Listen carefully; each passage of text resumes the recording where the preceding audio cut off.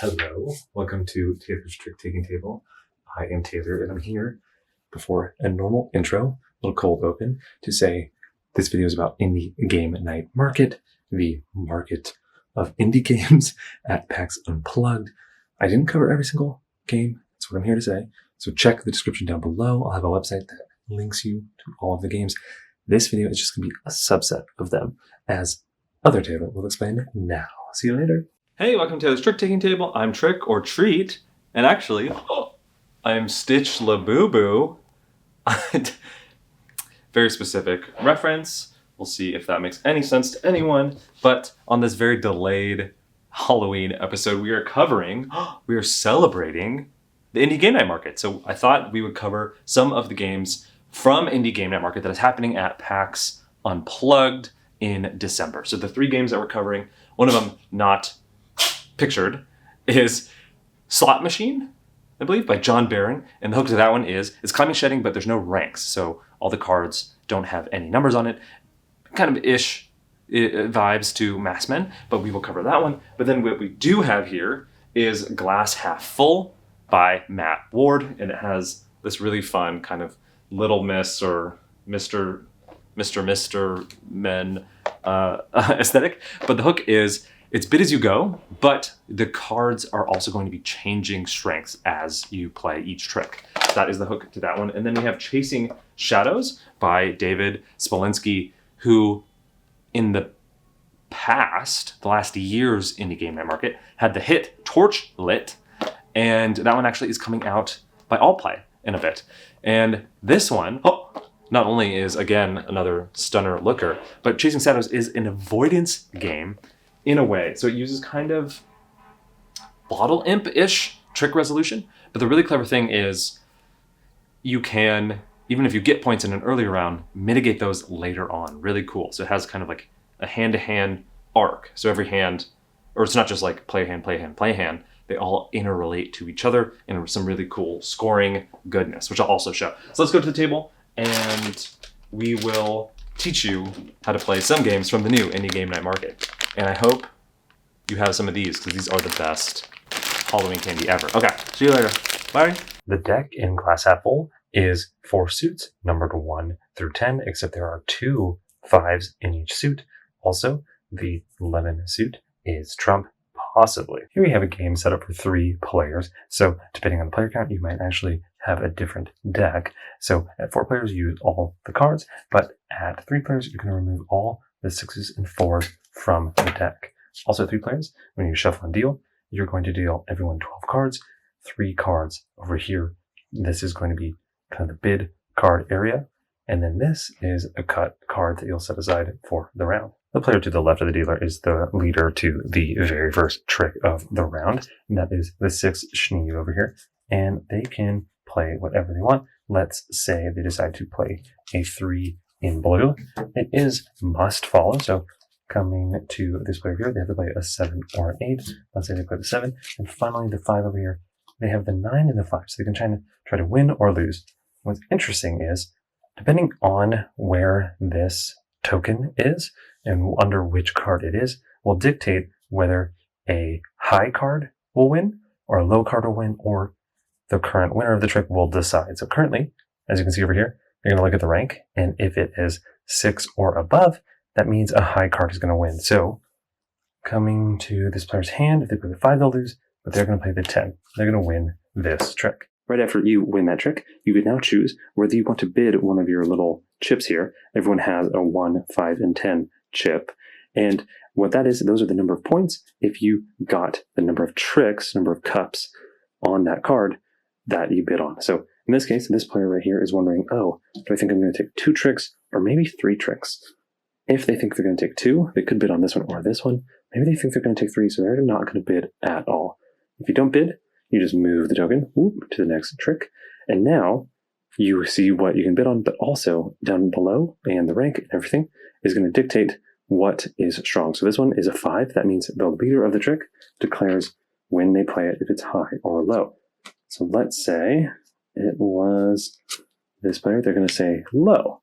So they played a 0. So now 0 is the strongest card. Still must follow. So after the Schneebs play this, it is going to be this 5 that wins it. So they're going to take the trick. They're going to go, I don't think I'm going to take that. I want to take 3 tricks. So it's going to move. And then now they are looking at this, and since it's a 1, it is now low. So they are going to lead as low as possible. Let's say they lead this 0 lemon. So again, plus follow, comes over here. And then now, since they've won this trick, they are going to decide to bid on this. So they're going to take the 10, put on there. You can choose anyone you want. It is the number of points if you hit it. So they are very confident they're going to get a 3. They're going to put the 10 there. And that is their first and possibly only bid, because they did bid 3. They already have 3. So maybe they actually don't even want to put those out. So it's going to move over here. And it's going to kind of cycle that way. So as you can see, the cards in this row here, which again were just 3 randomly dealt cards, dictate both what players can bid on. It's from 2 to 4, and as you can see, and then also what is strongest. So if it's above 6 or above, it's a higher number is stronger. If it's 5, it's a choice win the leader, and then if it's if it's 4 down to 0, then it's lower cards. And the same can be said of the trump suit. So coming to this character here, let's say they lead this, the currently highest number is winning. Let's say this player over here didn't have this pink card, and look into their hand. They couldn't trump in with his 1 because the trump suit, because it's a full glass, isn't the 4 down to the 0. So this right here would actually not win them a trick. This would actually be sloughing off. However, coming to this top, it's 2 Schneebel, looking at their possibly altered hand, they don't have any pinks, but this 9 and this 10 are trump because, again, this is a full glass down here. So then this player will win the trick. I mean, they only think they're going to take 2 tricks, so they're going to put a token on there. Moving over here, let's say they led because they can choose if it's high or low. Let's say it's high, and they play the highest trump card in the game. They're going to win another trick, so they're going to put on a 5 here. Moving over here, maybe they, decide to play low, and everyone else played too high, and they want another trick, which isn't great because they bid twice. Maybe they decide, okay, I'll put this one on here, because at least if I keep it at 3 tricks, I'll at least get 1 point. Plus, you also get a point per trick, but we'll get into that during scoring. When a second token is placed on the card, the trick winner can choose to remove this card from the rotation for the rest of the hand. So this player's just put this one on here, and they're thinking, maybe I actually take the 3 out of rotation to not maybe let this player be able to bid on it. So they're going to move it up here. What's interesting is not only does it remove that bid from a possible bid pool, now you can only bid 2 tricks, but in addition to that, now guaranteed low isn't a part of the card structure. Like, you only can have lows be strongest if you come to 5 and the trick leader declares that. So now, after that happened, it's going to move here just like normal, but now it's just going to go back and forth between these 2. Maybe the next trick, it was the same. We'll just do this, and it was high, and this player wins it. They can add a token here, and then now since this has a second token on it, they can remove this one. So now for the rest of the game, because you can't actually remove it if it's 1 left, we'll have this. So the rest of the game, the trick leader will always choose if high is strongest or low is strongest. And now players can only bid on 2 tricks for the rest. So maybe this player up here wins another one, they put it on here, you can't move it up, and then they play out the rest of the hand. Now let's go to scoring. Here we are at end of scoring. So how scoring works, you always get a point per trick. So this player over here got 2 points, whereas this player up here, they got 6 and 4 for the 5 Schneebel. But you also get bonus points if you hit your bid. So the 5 over here, they bid 3 and then nothing else. They got 4, so they're not going to get that, sadly. Up here, this player got a bajillion, so they don't get anything, so they just remove theirs. And then finally, the 6 Schneebel, they got 2, they bid 2, because this has 2 cups, that has 2 cups, and they get, 2 points for each of their tricks, but then since they hit their bid, they're going to take out all their successful bids and put it there. So they got 15 plus 2. If it looked like this, where actually they did hedge their bets on all of them and got 3 tricks, they would get 1 point for their bid because they got 3. So then it'd be 1, 2, 3 plus 4. You can bid on the same card. So let's say in a wild turn of events, they got 3 tricks. They bid all 3 times on this card. They would get 1, 2, 3 plus 16 points. So then you're going to reshuffle, do it all again. You're going to play 3 total hands, and whoever has the most points at the end is the winner. And that's how to play Glass Half Full. The deck in Slot Machine Millionaire is 7 suits, 8 copies each. And as you can see, all the suits don't have numbers on them. They are just that symbol. In the game, you're going to shuffle and deal out cards depending on the player count. And then you're going to line up this hierarchy here, this kind of jackpot row of all the suits. So currently, cherries are the strongest, then bar, all the way down to bells. Each player is also going to get a lucky coin card. So play is going to start, and it is a climbing shedding game. The goal of the game is to play all of your cards. The first person to play all your cards out gets 3 points. Then you keep playing. The next player gets 2 points. At a 3-player game, you would just stop. But at a 4-player game or a 5-player game, you would keep going. And then the next player after that would get 1 point, and then you would stop. Here we have the 10 Schneebel card here, and they're looking at their hand. And on your turn, you can play up to 3 cards. And so let's start off with a very simple example here. Now that the 10 Schneebel had started us off with just a single diamond here, coming over to the 8 Schneebel, they have a variety of things they can do. One of the things is they can play the same number of cards of a stronger hierarchy. So they can play a single bar or a single cherry. Let's say they play a single bar. So then it's coming to the 9 Schneebel over here. Again, they can play a single cherry if they want to go on top of that. But the other thing you can do in the game is you can actually add an exactly 1 card to what was played and turn it from a single into a pair. So now coming to the 10 Schneebel here, the only ways they can play on this is they can add, again, another single bar.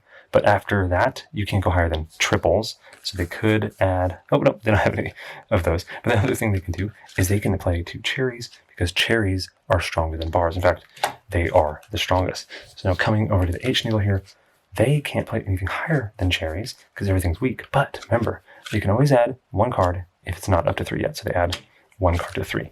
So now finally, this player over here, since there's nothing higher than cherries, you can't add another card to go to 4.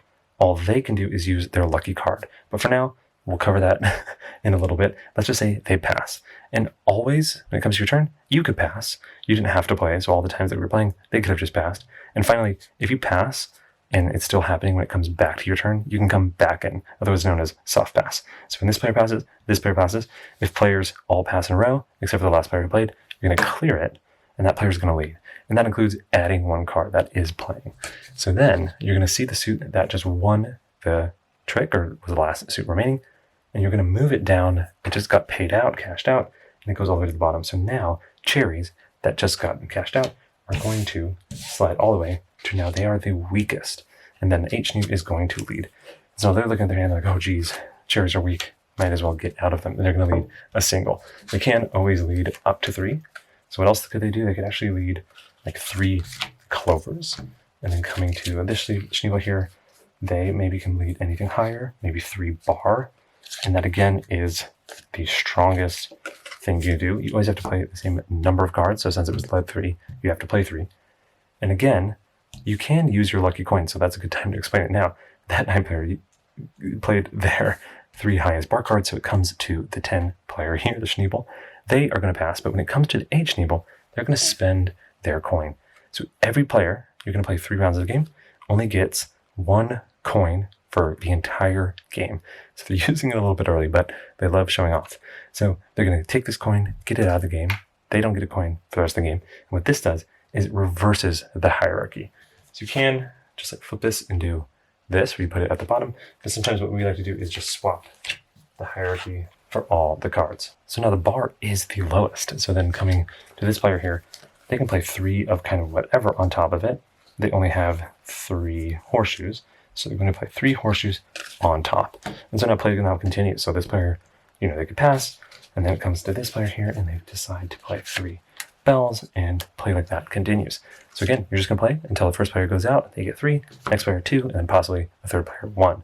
You're going to play 3 rounds. Whoever has the most points at the end wins, and that's how to play Slot Machine Millionaire. The deck in Chasing Shadows is 0 to 14 in 4 suits. The fact that the 0 has a 15 on here is important for only scoring reasons. Here we have a game of Chasing Shadows set up for 4 players. Depending on the player count, you're actually going to remove some cards, like you're actually going to remove the 14s of each suit to be able to play at 4 players. You're going to keep everything at 5, but at 3 you play 0 through 10.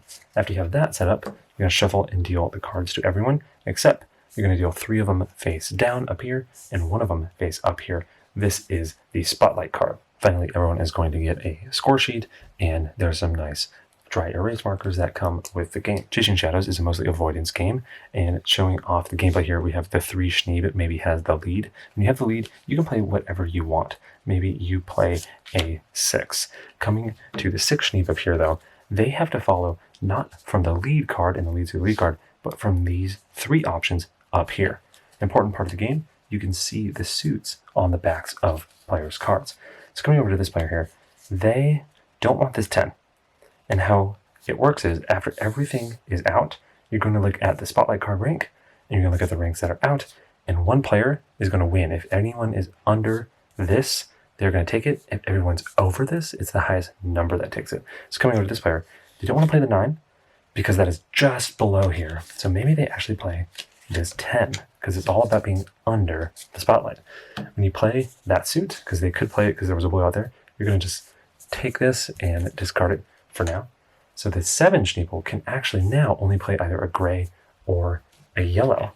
So looking at their hand, maybe they really don't want this card. Oh, and they're nervous they're going to take it, so they're going to actually play that 0. And now they remove the gray from the option. So coming to the final player in the trick, they only have yellow as an option. They're looking at their hand, and so they can play the 5 or 6. Maybe they play the 5. So what trick evaluates is, did anyone play under the spotlight card? If so, it's the highest card that's underneath it. If nobody did, then it's the highest card overall. So looking at this, it's 10. This doesn't count because it's not under. And so this is now the highest card underneath it. This player, the 3 Schneeb, is going to take the spotlight card, put it in front of them. Oh, and I meant to discard that. And then now the card that they won it with, the spotlight card, it becomes the new spotlight card. You're going to take all the cards that followed, and now these become the new follow options. So now the whole thing happens again. This player, maybe they really don't want that to happen. They're going to play a 9. So then coming to this player, they can't play this 8 because it's red. Maybe they play the yellow 12. Remove that option from the board. The 7 Schneebel played a 7 card. And then finally, coming down to this player, they can only play blue, so maybe they play the 11 and remove this. Everyone's played. Like I said, when everyone's above the spotlight, it's just the highest number. So it's actually this player who's going to take it. They take that 6 in front of them, put that as the new spotlight, and then again, these are in front now as the follow. Flow like this is going to continue until everyone plays down to their final card in their hand, and then you actually don't play into the final trick. You actually add that final card in front of you as kind of like a card that you captured. Zooming in at the end of a round here, we look at what this 3 Schneebel did. They did not do very well. This is going to be really bad for them. So how it works is, if you just get a single card of a suit color, you get the face value on that card. So they got 1/8, they got 8 points. Again, points are very bad, you don't want points. If you get even amount of cards, you are going to take out half of the highest cards from your captured total, and you won't score them. So in this example, since they took 2 cards, they are going to take their lowest. So instead of getting 13 or 15 here, they are actually only going to take 2 because they can cross out and not take that 13. And then now, since they took an odd number, they're back to counting them all. So they didn't, like, if it looked like this would be great. They would only get 1 point. But since they took that 3, they actually get 14 points. Oof. And then finally, how the zeros work is they are just zeros if they're part of multiple. So like in this case, they're back to even again. So they would be able to cross those off and only get 1 point. So they'd be down to just 1. But if zeros are alone, this is where the 15 comes in. They don't count as zeros, they count as 15. So this player got 15 here. Oh my gosh. If we jump ahead to a final round here, as you can see, this player over here got 0 because since they got multiple, they got to cross out the 3 there, and then they didn't get any yellow, any blue, but then they got a single 8. So now what's interesting is you actually do the same thing. If you got exactly 2, so that's even amount of scores, you get to cross some stuff out. So in diamonds, they didn't get anything those rounds. They didn't do anything, so they still just keep that. I believe that was a 1. And if they get all 3, then you get them all. So they got the 8 plus the 2 plus the 1 in, I think that's spades. So coming over to hearts, though, what's really interesting is if you don't get anything, it's a slash. You don't get to count it as, like over here, they only took something once. Over here, they actually took something twice, because when they didn't take any hearts in the second round, that didn't count as part of it. But what's interesting is a 0 is different than a slash, because they did take cards, they just got 0. And so similar to scoring, you're actually going to cross one off. But the difference here is you don't get to cross off the bigger one, you just get to cross off the earlier one. So this player would cross off the higher 15. And in this case here, where this is actually a slash, just to be clear, they got an 8 and a 3, they would cross off the 8. If it was the other way around, like it was a 3 and an 8, they don't cross off the bigger one, they cross off the earlier one. So they would cross off that 3. So then their final score would be still 8. They got a 1 up there, I believe, so 9. But then this is all added, so 19, so 20. And whoever has the lowest score wins, and that is how to play Chasing Shadows. So that is Slot Machine Millionaire, Glass Half Full, and Chasing Shadows. And before I go into any of these final thoughts, just know, huge grain of salt for a few reasons. I was provided these copies. Also, all 3 of the designers I've hung out with in some capacity. I've covered their games, I think, all 3 of them on the channel before. So huge grains of salt. And also, I haven't played too much, so final-ish thoughts here. Let's start off with Slot Machine Millionaire. So we've covered John's games in the past, Tricky Time Crisis, Tip of the Diceberg, things like that. And John, so like with Tricky Times Crisis, it was like Potato Man and David Goliath, and Tip of the Diceberg was kind of like Swimming in a River. This one is like Maskmen and Boaster Nothing. And it's like those two came together, jumped into this game. First and foremost, though, I think the art and graphic design by Ragnar Tasier, so stellar. So if you saw it already, but as you can see, just the fun, super fun symbols. And I feel like it evokes that aesthetic of like an old Vegas strip kind of vibe. It was, really kind of 50s era. I think that actually kind of looks exactly almost like the Vegas sign. But so graphic design great. I think the aesthetic is great. Kind of the vibe theme is great. The gameplay is smooth. I think there's a good amount of suits. It has that same, kind of gameplay as Maskman. I do think the adding one card to the play helps change a lot of things up. It helps maybe make some things that you thought were safe a little less safe. So we noticed, like in a climate changing game, like T2 or something, when you have the strongest cards, like an ace or even like kings or something, you can play them and kind of expect them to win, or you can hold on to them because they are always strong. But in this game, what's really funny is if I have like 2 cherries or 3 cherries, since there's no bombs, let's say I have 3 cherries, I can like leave 3 cherries, which is good because the second I play them, they go from aces to being 2s. So it's interesting. It's almost like in a climate changing game, like your cards are the strongest until, like if you really use them, until they're not. So we noticed like there were some interesting simple moves where like leading 3 of something, and that was your only 3 of something, and it was the highest. It was kind of perfect because it would like get them out of your hand. Now you don't have them in your hand anymore, and those are the weakest. So really like double made your hand better. But that flow kind of doesn't quite work when you only have 2 of something, right? Someone can just add 1. So getting back to it, I think that adding 1, super clever. I really like that touch. Also, you have the lucky coin. Speaking of ways to mitigate someone who's leading something really strong, but I do find the suit hierarchy can like bounce around so much, and other people also have lucky coins, that I think it was best to just use the lucky coin when you were very close to getting out, very close to getting points.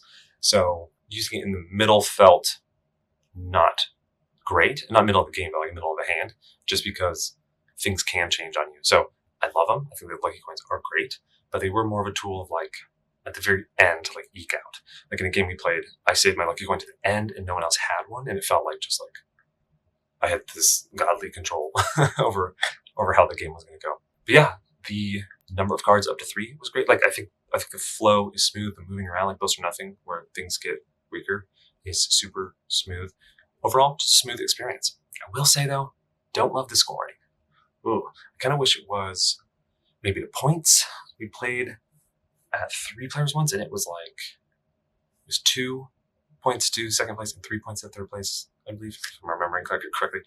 and it was like 2 and 3, and then someone else got like 3 and 2, and then it was also like 2 and 3, and we had just like a tie because you always played 3 rounds. Again, if I'm remembering correctly. So I do wish the scoring was different, but maybe I'm someone who can forgive that because I just like kind of how the gameplay works and the smoothness of it all. So that is SlotMachine Millionaire. Yeah, some little wrinkles that I enjoy on this kind of peanut butter and chocolate mix of Massman and Boast or Nothing, 2 games I also enjoyed.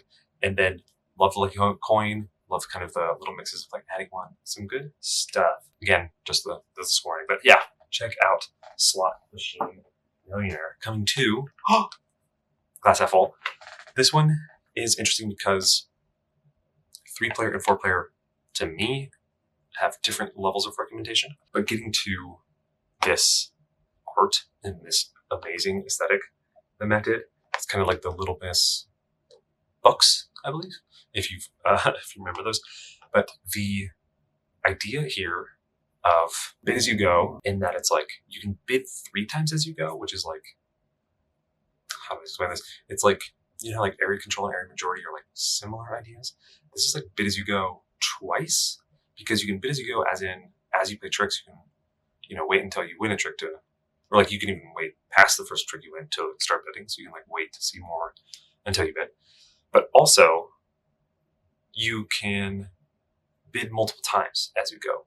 So it's like a 3 bid, and you can delay those 3 bids to kind of whenever you want it. So it's like a lot of flexibility on the bid as you go. So that's super clever. And then in addition to the bidding is like when you do a bid, placing the second token on a card, that's changing not only what else people can bid on, but also what is strong, during the hand or, over the course of the game, like maybe 1/3 of the hand or whatever. Super clever. My goodness. The iconography and such threw players off a little bit. And also some of it where players always thought like the suit of the card that was on was going to be what Trump was. I think that's just more that idea of like so much of what was strong was tied to the card that was above it. And then you see a suit, and that's kind of, where your mind goes. But I think that system that was like, look at rank, but then also had the cups, was like a lot to be like, oh, okay. But then once you get into the flow of it, I thought it worked out pretty well. Gameplay, super smooth. I think every trick moving and like knowing what can happen, super, super clever. Thought that was great. The deck having 2 5s made sense, but I wonder if it had to work like that just for the deck makeup. But having that one little wrinkle, like players definitely forgot. I guess it does definitely make sense because the fact that 5s are so important in the deck. Like I think the 5 lemon cards are the only consistent trump throughout the game. But anywho, those small kind of nitpicks out of the way. I think the biggest one for me was it's a little stronger at 3-player. At 3-player, you can get like dealt out 2/2/2, right? Because you only get 3 cards as part of your thing, and that can make the game hurt. Kind of like very avoidance. But I guess you get a point per trick. So one player is always like, well, I'll take a bunch of tricks. But then when it was more like 4/3/2, or even just like having any 4 in there, then it became a little bit more balanced at 3. And then cutting over to 4-player, where you have 11 tricks as opposed to 12 tricks in 3. So 12 tricks in 3 makes it so it's like 4 on average. 11 tricks at 4 made it so 2 point whatever on average. And so I think, and that was if a 4 came out. So I think 4-player was just better, or more the feel of the game. Like when we would play a 3, we almost like would seed the deck to have like a 4/3/2 just to, not the deck, like the offer, just so it was a little bit more of an interesting game. Like when it all comes out as like 3/3/3, you're like, okay.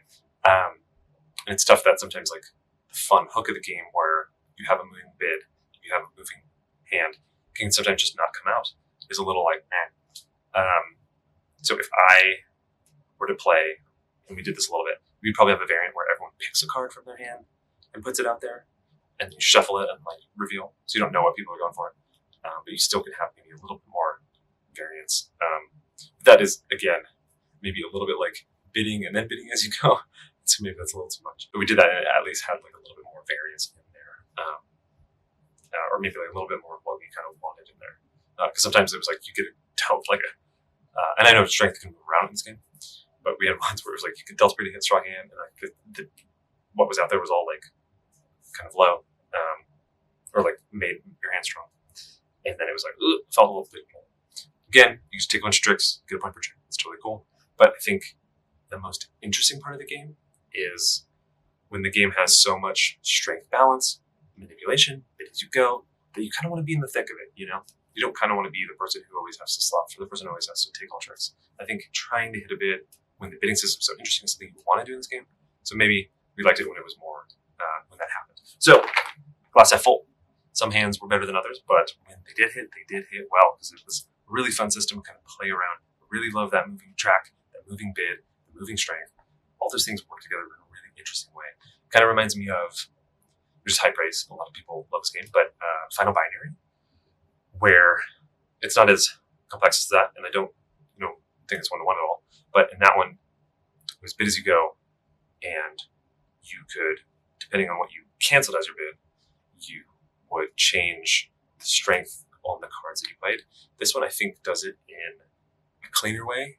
If randomly you won't see all the amazing things it can do. So that is GlassHalfFull. Wow, what a glass more full than half review. Okay, coming to finally Chasing Shadows. David, David did Torchlight last year at Indie Game Market. It got picked up by Allplay and came out with, I think they're trying to get it to come out at this indie game, or not, packs and plugs. So keep the lookout for that one. But Chasing Shadows is working around that idea of like the bottle imp, where you have that little bit of like, you can go under, but if no one goes under, you kind of like go over, and it's kind of like this, wait. But it has a really interesting follow kind of system, and I think the cream of the crop, which makes this game absolutely rad, is that balance system. Like if you take one card of a suit, you get face value bad points. But if you take two of them, you can cut out the one that was bigger. And so you always want to be even, or like four of them, you cut out, I think, two of them. You never have really ever seen someone take 4 cards of a suit, but I love that idea. And then adding that to the scoring, where it also works kind of ish with the scoring as well. So you have like a meta reason to care about hand to hand to hand. So awesome. So clever. So I think there's a lot going on. And also, I didn't talk about the production on this one. The art itself, the graphic design itself, is maybe one of the best. It's how do I say this? Like, calling this indie is wow. This is like I'm like speechless. The way they did the indices perfectly, but not like standing out on the top right, was really, really clever. I think the way they did all 4 suits was super gorgeous. Like, I am kind of blown away at the art and the direction, the graphic design on this game. But to the gameplay, yeah, I like that it's avoidance for the most part. I like that it is a nice system of balancing. Really clever. I love that it has over the hand a kind of similar scoring to how you score the cards. It's really cool that kind of you get the highest one knocked out. This is classic suits on the back of cards. Just be aware. You might not like this because a lot of times players are just like, hold the cards like this, like hold it down or something. So you always have to be it's one of those like classic, like, you guys have to pay attention. But it's fun to pay attention to maybe someone who needs points and see where they're at suit-wise and try to play and pull down, or like, how there's that marker, take out the one that maybe forces them to play something that obviously isn't great. I think it's kind of like a same strategy though, because you always just want to whittle them down to like a forced choice or like a fewer options, so they have less choice. So it's a little similar to that. And then also sometimes the trick play is very tactical, that you can't really plan too much of what you want to do on your turn until it kind of comes to you. And that's maybe more for like the hammer or like the second to last or last player into the trick, is because so much of like what you have to follow or like what you may follow or whatever is going to be decided for you like up until your turn.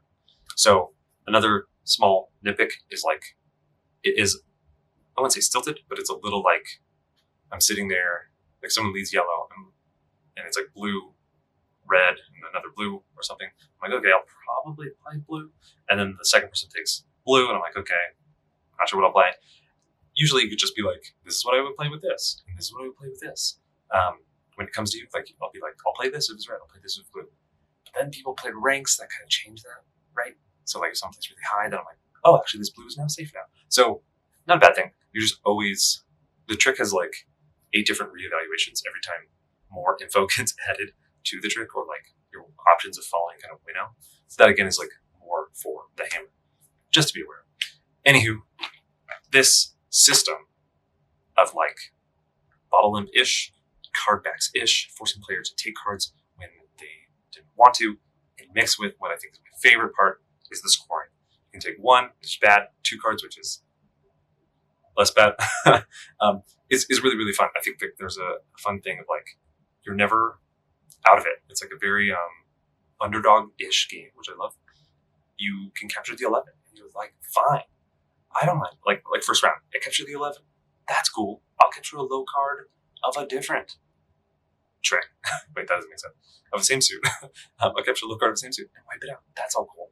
And then if you even mess that up, you can be like, next round, I'm just going to get a few points of that suit and then wipe out that previous score. So you're like, it's always like lenient, and not like a super lenient way, but in a kind of you earned it way.